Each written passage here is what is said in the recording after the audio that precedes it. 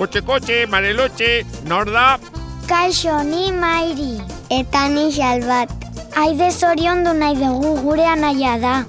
Gaur 4 urte bete dituelako. Itzali pastela eta jan kandela! Alderantziz da Marimototx. Bai ba, itzali kandela eta jan pastela.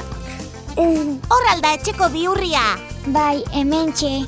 Kaixo Aide naiz. 4 urte bete ditut. Ni baino gehiago.